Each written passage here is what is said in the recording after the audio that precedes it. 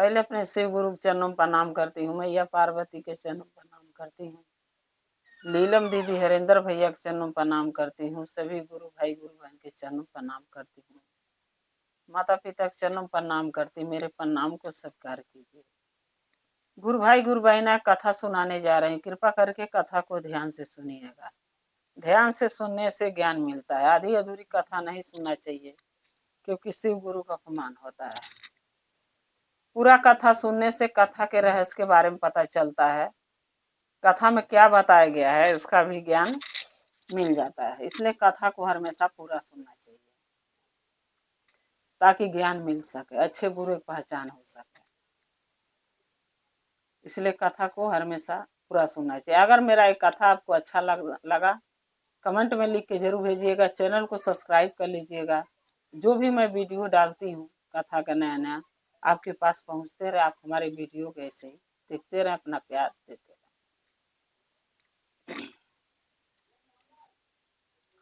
रहे। एक गांव में एक बहुत गरीब ब्राह्मण रहता था। वो ब्राह्मण कितनों भी मेहनत करता था, कमाता था, तो भर पेट भोजन नहीं जुटा पाता था, आधा पेट भोजन हो पाता था। और जो ब्राह्मण की पत्नी थी वो महादेव की भक्त थी। उनके एक लड़की और एक लड़का था पंडित जी के, जो गरीब ब्राह्मण थे। वो बेचारे कितनों भी मेहनत करते थे, कमाते थे, तो प्रतिदिन आधे पेट का भोजन सबको खिला पाते थे। अपने बीवी को, बच्चे को आधा पेट भोजन दे पाते थे, पूरा पेट भोजन नहीं दे पाते थे कभी। न पत्नी के अच्छा कपड़े पहना पाते थे, न बच्चों के नया कपड़ा पहना पाते थे, न खुद पहन पाते थे। वो बहुत परेशान थे अपनी गरीबी से, अपने लाचारी से। एक दिन क्या हुआ कि बच्चों के गरीबी और परेशानी नहीं देख पाए, क्योंकि बच्चे फटा पहन के घूम रहे थे, बीवी फटा पहन रखी थी कपड़ा। पंडित जी को एक दिन बहुत दुखी हो गए ये सब देख के, बहुत दया आई परिवार पर अपने। सोचने लगे ऐसी जिंदगी मेरी किस काम की है, जो अपने बीवी बच्चे के सुबह कपड़े नहीं पहना सकता, भर पेट भोजन नहीं खिला पाता, कितनों भी मेहनत करता हूँ तो आधे पेट भोजन हो पाता है, न पूरा पेट कभी बच्चे हमारी बीवी खा पाते हैं, न मैं खा पाता हूँ। ऐसी जिंदगी किस काम की। अब पंडित जी ने सोच लिया कि मैं अपना जान जाके दे दूंगा, क्योंकि मेरा जीना ही बेकार है। जो इंसान, जो पति, जो बाप अपने पत्नी के, अपने बच्चों को भरपेट भोजन ना दे सके, कपड़े ना दे सके, उनको सही से सुखी रख ना सके, वो आदमी जी के करेगा क्या। पंडित जी के मन में ये विचार आया। पंडित जी ने बिना बताए पत्नी बच्चे से चल दिए अपने जान देने के लिए। जाते जाते पंडित जी को एक नदी पड़ा। नदी में सोचे पंडित जी कि मैं कूद के अपना जान दे दूंगा, मैं जिंदा रहूंगा, न अपने बाल बच्चे के पत्नी का दुख देखूंगा। जैसे पंडित जी नदी के किनारे पहुंचे, कूदने की कोशिश कर रहे थे कि नदी में कूद के अपना जान दे दूं, तैसे पीछे से आवाज आया, और वो कोई और नहीं था, साधु का भेष बदल के हमारे महादेव आए थे, उनको सही रास्ता, सही मार्ग दिखाने। क्योंकि होता ना गुरु भाई गुरु बहन, जब इंसान ज्यादा दुखी हो जाता है तो उसको अच्छे बुरा सोचने का, समझने का उसका दिमाग काम नहीं करता है कि अच्छा क्या है बुरा क्या है। व्यक्ति की जो मन में आता है वही करने लगता है। महादेव सोचे कि मेरी ये पंडिताइन जो है मेरी भक्त है, पूजा पाठ भक्ति करती है, और उनका पति यानी पंडित जी जान देने जा रहे हैं, क्योंकि उनके पास कोई समझवैया नहीं है, बताने वाला नहीं है कि जान नहीं देना चाहिए। पीछे से आवाज आई, एक महात्मा साधु का भेष बदल के आए और पीछे से आवाज दी कि पंडित जी कहाँ जा रहे हैं। पंडित जी ने जब घूम के पीछे देखा तो एक महात्मा खड़े हैं। पंडित जी ने सोचा आखिर तो जान दे के हमके मरना ही है, ऐसा करता हूँ कि पहले महात्मा के बात सुन लेता हूँ क्यों बोला रहे हैं। पंडित जी ने वहां से घूम के आए और महात्मा के पास पहुंचे। महात्मा जी के चरण छू के प्रणाम किए और प्रणाम करके पूछे कि हे महात्मा जी, आपने आवाज क्यों दिया, क्या काम है बताइए। महात्मा ने बोला कि पंडित जी, तुम ये बताओ कि तुम किस लिए नदी के किनारे पहुंचे थे, क्या करने जा रहे थे, क्या काम था। पंडित जी ने बोला, मैं अपना जान देने जा रहा था, मरने जा रहा था। महात्मा बोले, क्यों। पंडित जी ने बोला कि क्या करूं, इतना भी मेहनत, कितना भी मेहनत मैं दिन भर कर लूं, लेकिन अपनी बीवी बच्चे को भर पेट न भोजन दे पाता हूँ, न अच्छा वस्त्र दे पा रहा हूँ पहनने के लिए। बीवी फटा पहन के घूम रही है, पति फटा पहन के घूम रहा है, अरे बच्चे फटा पहन के घूम रहे हैं, मैं खुद फटा पुरान पहनता हूँ, कितनों कमाता हूँ, कभी भरपेट भोजन नहीं खिला पा रहा हूँ, तो मैं जी के करूंगा क्या, मेरी जिंदगी बेकार है जी यार, इसलिए मैं अपना जान देने जा रहा हूँ।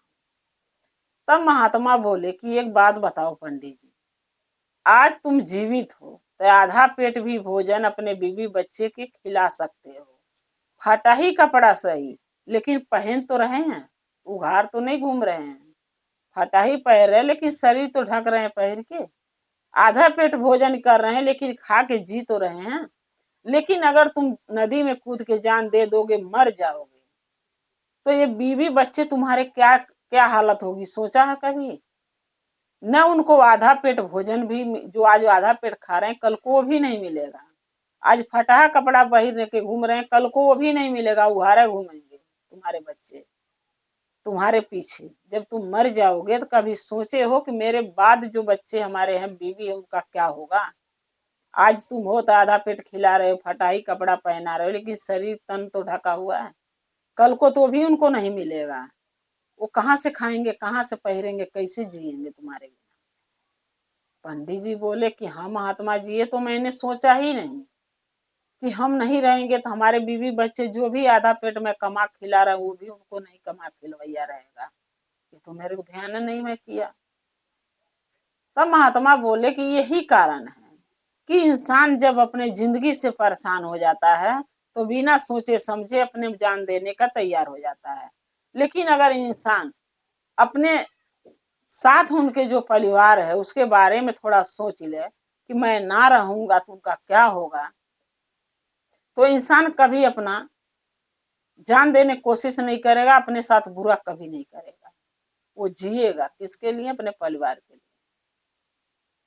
तब पंडित जी बोले, हाँ महात्मा जी, हमसे बहुत बड़ा गलती होने जा रहा था, मुझे क्षमा कर दीजिए। मैं अपने बारे में सोच रहा था कि मैं अपने बीवी बच्चे के लिए कुछ नहीं कर पा रहा हूँ, तो मैं जी के क्या करूंगा, लेकिन मैं ये नहीं सोचा कि मेरे बाद मेरे बीवी बच्चे का क्या होगा। महात्मा बोले, यही तो कमी है, सोचे होते तो कदम नहीं उठाते। पंडित जी बोले, हाँ महात्मा जी, गलती हो गई, आगे से गलती नहीं करूंगा, लेकिन मैं क्या करूं महात्मा जी, मैं कितनों भी कोशिश करता हूँ आज ज्यादा कमाऊँ, आज ज्यादा पैसे मिले, लेकिन हो ही नहीं पाता है, आधे ही पेट के लिए कमा पाता हूँ। तब महात्मा बोले कि सब किस्मत की बात है, भाग्य की बात है। अगर अपने भाग में तुम आधे पेट भोजन लिखवा के आए हो कि तुम्हारे बीवी बच्चे तुम्हारी कमाई के आधे पेट भोजन करेंगे, तुम भी आधा पेट खा पाओगे, फटे पुरान पहन पाओगे, तो अपने भाग्य के किस्मत से अपने लड़ो ना, भाग क्यों रहे हो। जो लिखवा के आए हो सो तुम्हें मिल रहा है, और क्या पता कल को ज्यादा भी मिले, अगर किस्मत में लिखा रहे तो कल को ज्यादा भी मिले। पंडित जी बोले, हाँ महात्मा आप ठीक कर रहे, तो मैं सोच ही नहीं रहा हूँ। फिर पंडित जी बोले महात्मा से कि मैं क्या करूं, आप ही बताइए। महात्मा जी बोले, एक काम करो, मैं तुम्हें 3 ज्ञान दे रहा हूँ, वो भी फ्री का, वो तुम 3 ज्ञान ले लो, तुम्हारी किस्मत, मुझे पूरा भरोसा है तुम्हारी किस्मत जरूर एक दिन चमकेगी, जरूर तुम तरक्की करोगे, तुम्हारे भाग्य जरूर आगे बढ़ेगा। पंडित जी बोले, बताइए क्या करूं। जो 3 ज्ञान आप देना है आप दे दीजिए मुझे। महात्मा जी बोले, 3 ज्ञान के वचन के पालन करोगे। पंडित जी बोले, हाँ आपके तीनों वचन का मैं पालन करूंगा। महात्मा जी बोले, ठीक है। महात्मा जी बोले, पहला वचन देखो ये है कि अगर तुम्हें 10 आदमी, 15 आदमी, 5 आदमी, 20 आदमी अगर तुम्हें कहीं बुला रहे हैं, चाहे नहीं भी बुला रहे, तुम वहां पहुंच गए, कोई कह रहा है कि पंडित जी ये काम कर लो, तो उसको कर लेना, यानी माना नहीं करना कि मैं नहीं करूंगा, क्योंकि अगर कर लोगे तो उसी में तुम्हारी भलाई है। पंडित जी बोले ठीक है। फिर महात्मा जी बोले दूसरा ज्ञान, दूसरा ज्ञान ये है कि कभी भी कुछ बातें ऐसी होती हैं जो पत्नी से नहीं बताना चाहिए, क्योंकि औरत ऐसी होती हैं कि जब पति अपनी पत्नी से कोई बात बताता है तो 4 औरत से बताई आती है, 4 लेडीजों से, 10 लेडीजों से कह आती है, मेरा पति तो मेरे लिए ये किया, मेरा पति मेरे लिए बताया है। इसलिए कुछ बातें होती हैं जो लेडीजों को यानी अपनी पत्नी को नहीं बताना चाहिए, जिसके वजह से घर बर्बाद ना हो। बताओ, लेकिन कुछ बातें छुपाना चाहिए जिसके वजह से घर के लिए भलाई हो, घर में परेशानी ना हो। पंडित जी बोले ठीक है, नहीं बताऊंगा पत्नी से अपने कुछ। महात्मा जी बोले तीसरा, अगर कोई राजा हो तुम्हारे गांव का, अगर कोई बात तुमसे पूछ रहा है कि बताओ ये काम किए हो कि नहीं, तो उससे सच बोलना। सच बोलने में तुम्हारी भलाई होगी, अगर झूठ बोले तो तुम्हारे साथ बुरा भी हो सकता है, इसलिए उसके राजा के सामने सच बोलना। पंडित जी बोले ठीक है, हम तीनों ज्ञान के आपका पालन करेंगे।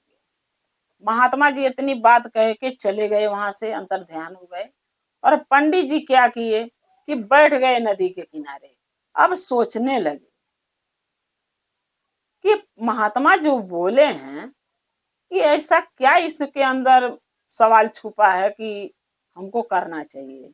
मेरे तो हाँ तो कर दिया, लेकिन समझ में नहीं आया कि मैं करूंगा क्या। पंडित जी बैठ के नदी किनारे सोच रहे थे, तवले इतने में आवाज आया कहीं से, बहुत सारे लोग चिल्ला रहे हैं, भीड़ लगी हुई है। पंडित जी उठ के देखे तो बहुत सामने भीड़ लगी हुई है कुछ दूर पे।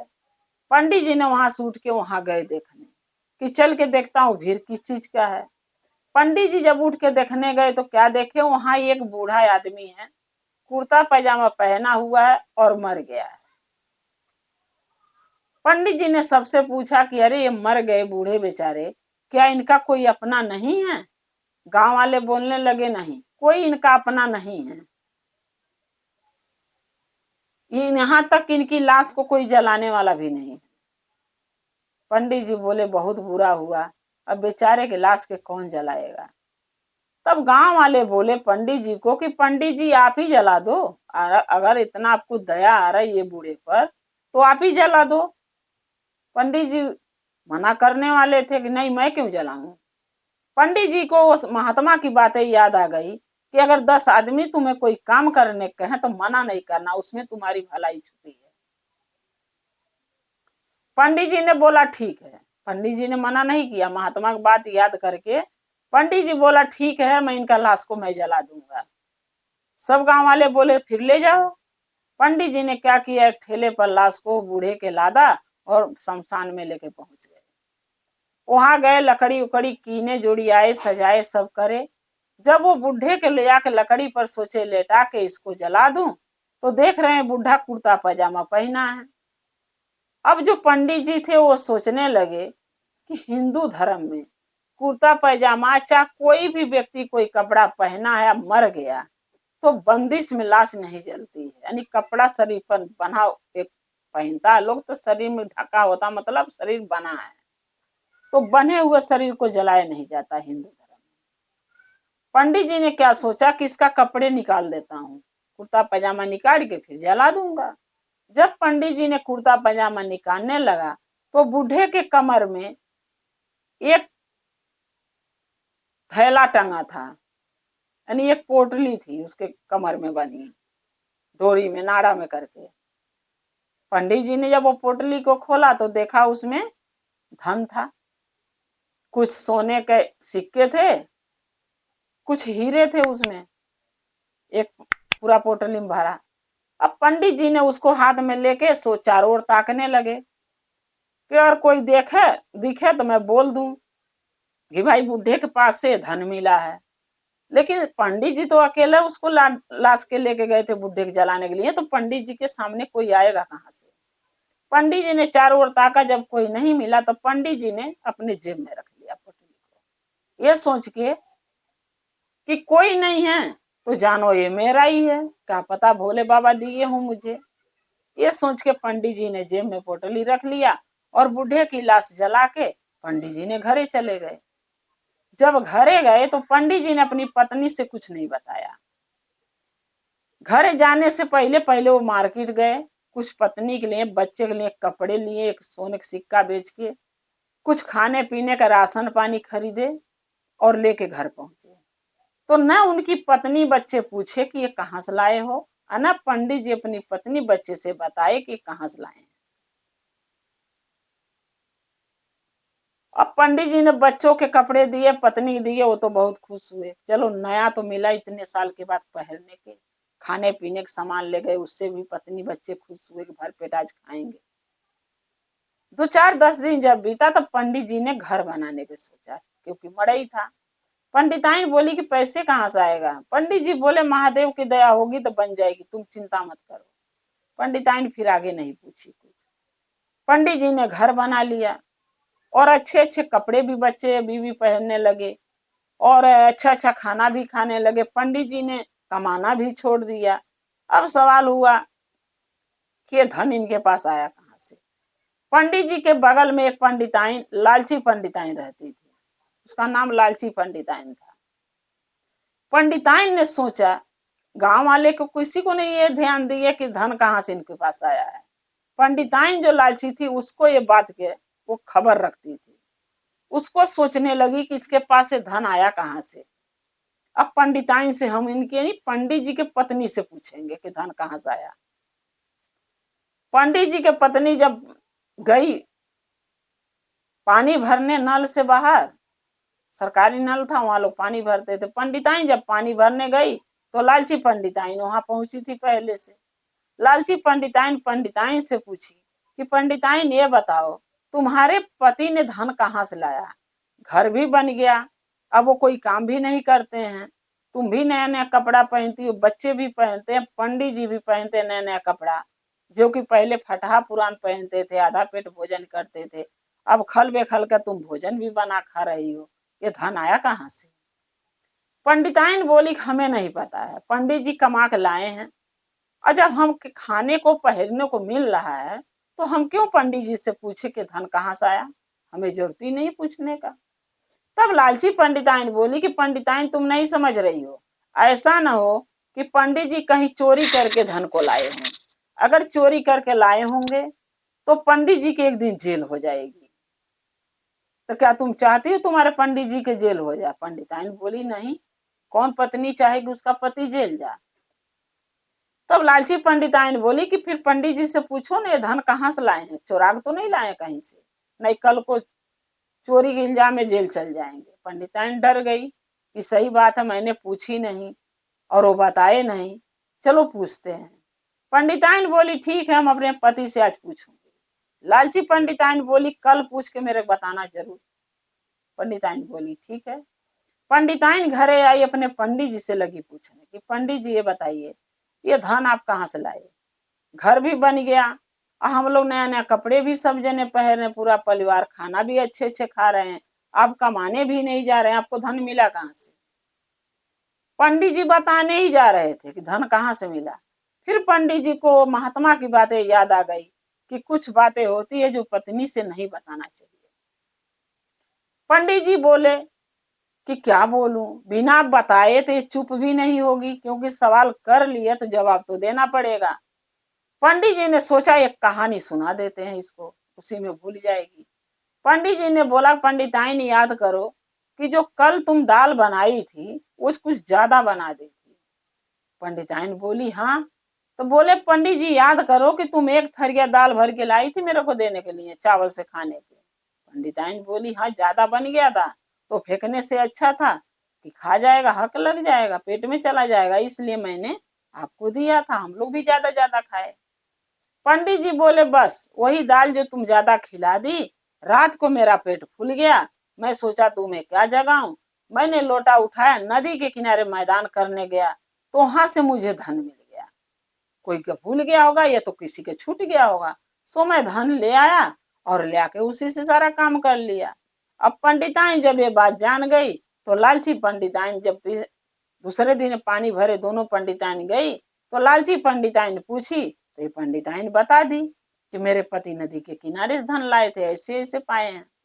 अब लालची पंडिताइन को पता चल गया, उसके मन में लालच आ गया कि हम भी अपने पति को भेजेंगे और धन कमाएंगे, क्योंकि उसके पास सब कुछ था, फिर भी मन में लालच आया। और कहते हैं गुरु भाई गुरु बहना, जो लालच करता है उसके साथ अच्छा नहीं होता, बुरा ही होता है। अब वो लालच उसके मन में आ गया, धन रहते हुए उसके पास सब कुछ है, फिर भी लालच कर रही है। अब क्या करी कि अपने पति को बोली कि आज वो दाल चावल बना रही, खा लेना। उसका पति बोला अरे रोज दाल चावल बनाती, आज कोई नई बात है क्या? बोली ठीक है आज बनाऊंगी, खा लेना।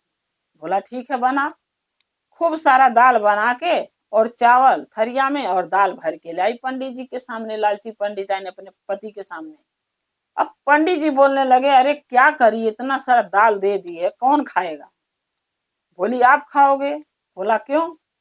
बोली देखो न, ज्यादा दाल खाओगे तो तुम्हारा पेट में दर्द होगा, तुम लोटा लेके नदी किनारे मैदान करने जाओगे तो वहां से धन मिलेगा, तो हम लोग और अमीर हो जाएंगे। पंडित जी बोले ये क्या पगला रही है, क्या बरबरा रही है? पंडित जी बोले क्या बोल रही हो, समझाओगी? बोली हाँ। ये पंडित जी को जानते हैं जो वो सामने बगल में है? बोले हाँ। बोली कैसे अमीर हुए आपको पता है?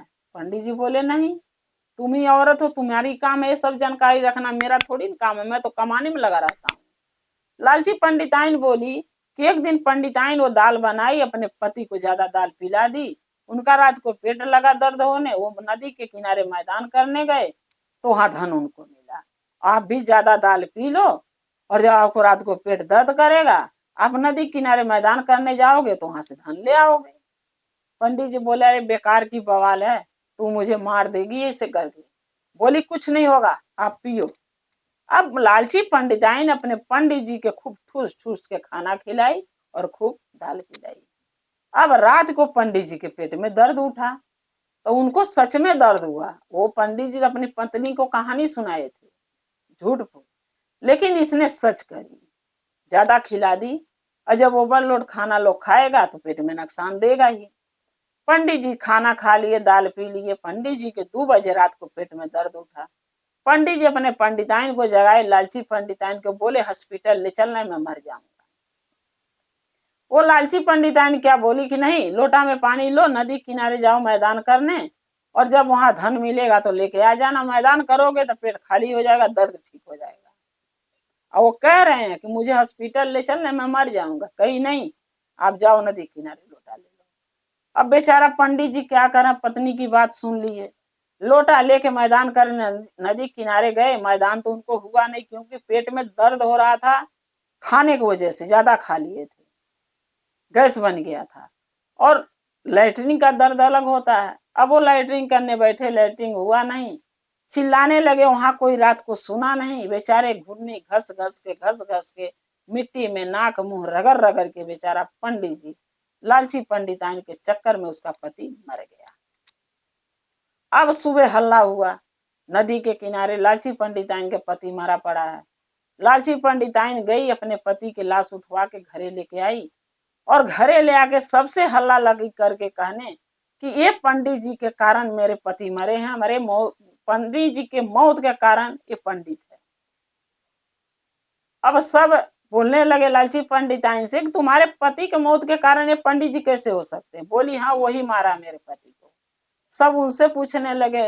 वो पंडित जी बोले भाई मुझे पता नहीं, न हम पंडित जी से मिला, न उनसे कोई बात हुई, तो मैं मारा कैसे? वो कहे नहीं यही मारे, इनके कारण मरे हैं। पंडित जी बोले मैं नहीं बात के मानूंगा, जब मैं मारा ही नहीं तो मैं क्यों मानूंगा? पंडित लालची पंडिताइन बोली कि हम राजा के पास जाएंगे, अगर नहीं मानोगे तो राजा से कहेंगे। पंडित जी बोले जाओ राजा के पास जाके कह दो, मेरे क्या फर्क पड़ता है, जब मैं दोषी नहीं हूं तो मैं डरूं क्यों।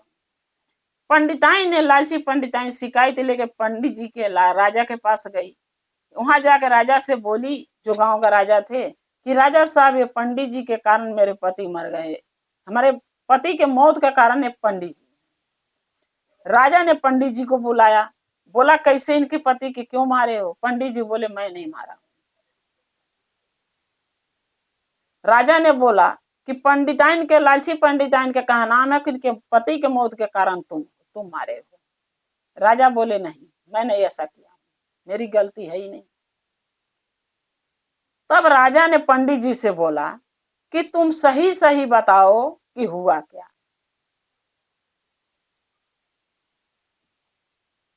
तो राजा को सही सही बात जो है पंडित जी बता दिए कि मैं अपना जान देने जा रहा था नदी के किनारे, मेरे साथ जो हुआ 2 दिन में वो बता रहा हूँ। राजा बोले 2 दिन में जो तुम्हारे साथ क्या हुआ, तुम कहाँ गए, क्या किए, वो बताओ। राजा को याद आ गया कि महात्मा जी बोले थे कि तुम्हारे गांव का कोई राजा जब कोई बात पूछेगा सच बताना, झूठ नहीं बोलना, नहीं तुम फंस सकते हो। पंडित जी बोले सच बताऊंगा, 2 दिन में मैं कहाँ गया, क्या किया।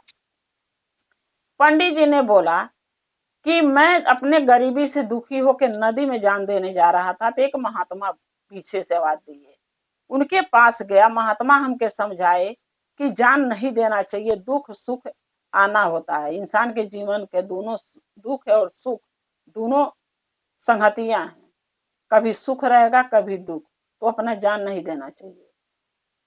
फिर महात्मा ने, जब मैं पूछा कि मैं क्या करूं, महात्मा ने हमके 3 ज्ञान दिए। बोले पहला ज्ञान कि 10 आदमी बोलाए तो उसका बात मान लेना चाहिए, कुछ काम करने के हैं तो। दूसरा ज्ञान, पत्नी को सारी बातें नहीं बताना चाहिए। तीसरा ज्ञान कि गांव का राजा कुछ पूछेंगे तो सच बताना, जो आपसे मैं सच बता रहा हूँ।